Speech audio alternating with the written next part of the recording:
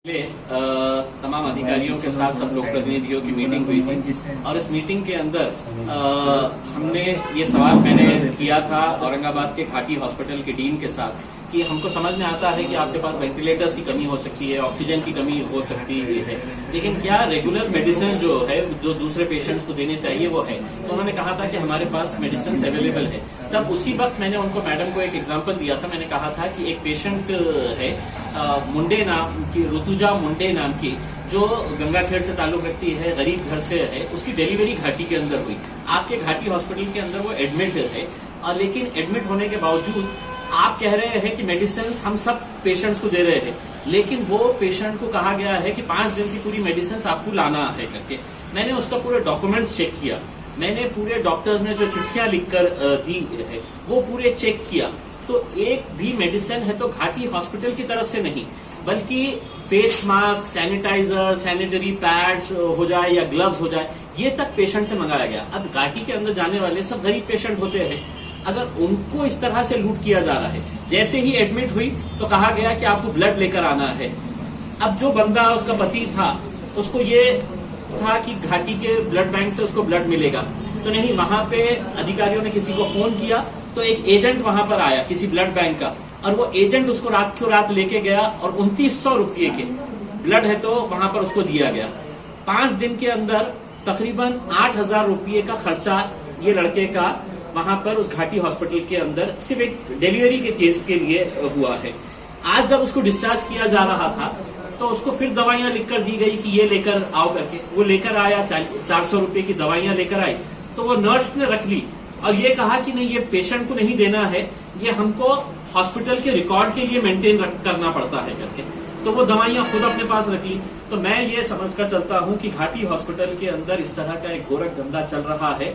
वहां पे अगर डीन है और डीन की नाक के नीचे अगर ये काम चल रहा है तो मैं इसके लिए पूरी तरह से डॉक्टर कन्नन येड़ीकर जो घाटी हॉस्पिटल के डीन है उनको दोषी मानता हूं और सरकार से अनुरोध करता हूं, इस तरह के गरीबों की लूट अगर हो रही है तो डीन के खिलाफ एक्शन लेना चाहिए, उनको सस्पेंड करना चाहिए। अगर इंक्वायरी निकलेगी तो आपको पता चलेगा कि मैटरनिटी वार्ड के अंदर हर पेशेंट को यही कहा जा रहा है कि आप बाहर से लेकर आओ। प्राइवेट हॉस्पिटल में अगर कोई पेशेंट गया तो वो ला सकता है, उसके पास पैसे की ताकत है, लेकिन गरीब आदमी जिसके पास पैसे नहीं होते हैं वो घाटी में जाता है। और अगर घाटी में इस तरह की लूट हो रही है और सरकार और पूरे अधिकारी खामोश है तो कहीं ना कहीं इस लूट के अंदर वो भी शामिल है। मेरा ये कहना है। महात्मा फुले योजना के तहत अभी तक कितने लोगों को लाभ मिला है और ये योजना क्यों लागू नहीं हुई है? देखिए, 2 दिन पहले जब मुख्यमंत्री साहब के साथ वीसी हुई वीडियो कॉन्फ्रेंसिंग, तो उसमें तकरीबन 6 सेक्रेटरीज मौजूद थे।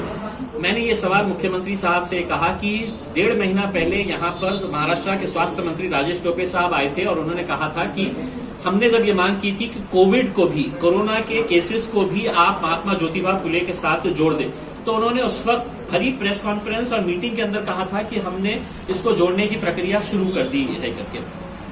वीडियो कॉन्फ्रेंसिंग के अंदर जब मैंने ये मुद्दा उठाया और मुख्यमंत्री साहब से कहा कि साहब ये क्यों नहीं किया गया है, 1.5 महीना पहले आपकी ही सरकार का मंत्री आकर ये कहता है, तो सेक्रेटरी ने एक बात कहना शुरू कहा। उन्होंने कहा कि नहीं, हम औरंगाबाद के अंदर हमने इसको इंक्लूड कर लिए है, इसका इस तरह का पैकेज तैयार किया गया है। मैंने बीच में रोका उनको और कहा कि मुख्यमंत्री साहब ये आपको मिसलीड कर रहे हैं या आपको गलत इन्फॉर्मेशन दे रहे हैं। 1 रुपये का भी फायदा किसी पेशेंट को, कोरोना के पेशेंट को इस स्कीम के अंदर नहीं हुआ है करके आप चाहे तो अधिकारियों से पूछ लो।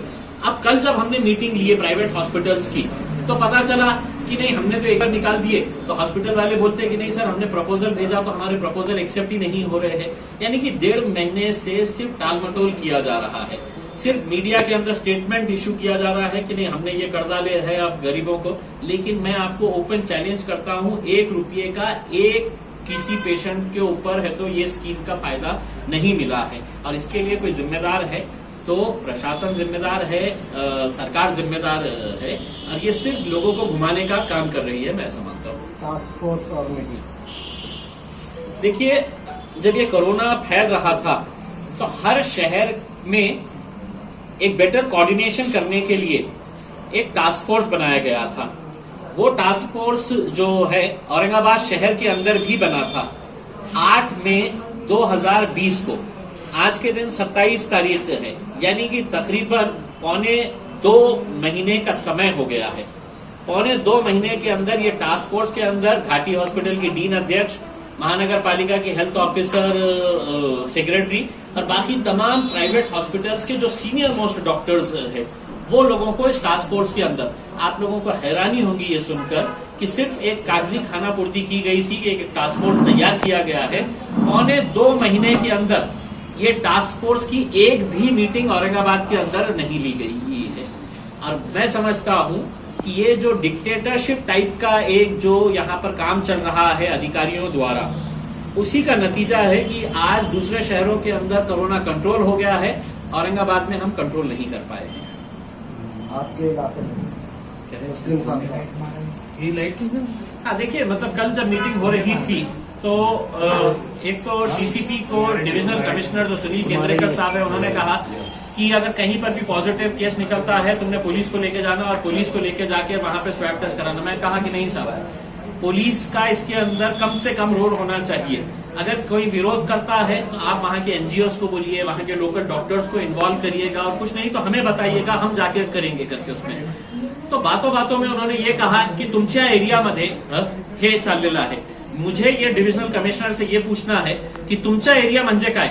मी औरंगाबाद जिल्ह्याचा खासदार आहे, मैं औरंगाबाद जिले का खासदार हूं, किसी एक जात, एक धर्म और एक मजहब का नहीं है।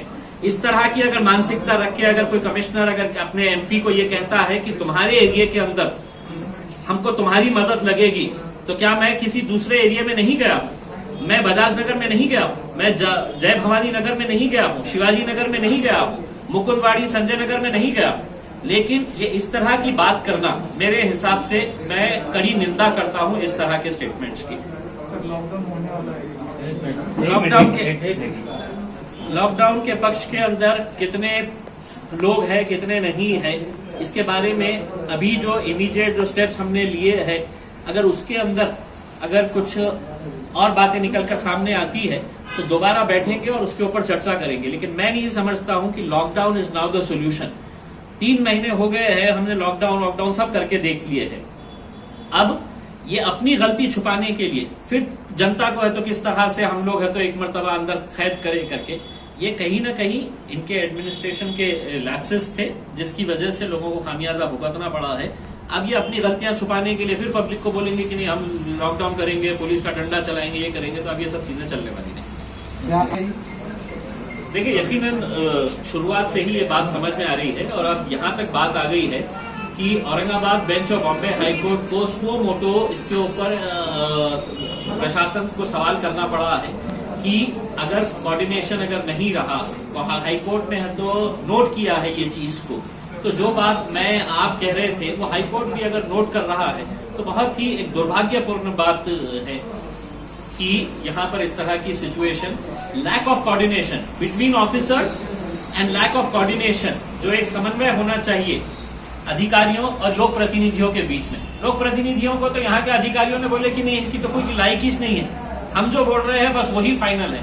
अब जब वो बोल रहे थे तो उसका खामियाजा पूरे शहर को भुगतना पड़ रहा है। इस प्रॉब्लम पर आपकी मांग क्या एक्शन लेते हैं करके, और अगर इसके अंदर कुछ बदलाव नहीं आता है तो फिर सभी राजनीतिक पार्टियों के, देखिए पहली मर्तबा ऐसा हुआ है कि हमने ये नहीं देखा है कि एमआईएम के साथ शिवसेना के आमदार बैठ रहा है या बीजेपी के आमदार बैठ रहा है या एनसीपी का आमदार बैठ रहा है। हम सभी लोग एक साथ मिलकर आए, क्योंकि सभी को इस बात की चिंता सता रही थी कि अब बहुत हो गया है, पानी सर के ऊपर से निकल गया है, अब हमको सबको है तो मैदान के अंदर उतरना पड़ेगा। अगर हम पहले उतरते तो ये अधिकारी हमारे ऊपर ढकेल दिए होते और ये कहे होते कि ये नहीं तो ये लोक प्रतिनिधियों की वजह से है तो ये हालत हुई है। तो हमने आपको खुली छूट दी, छूट के बाद भी अगर रिजल्ट नहीं निकला है तो मजबूरन हमको आना पड़ा मैदान।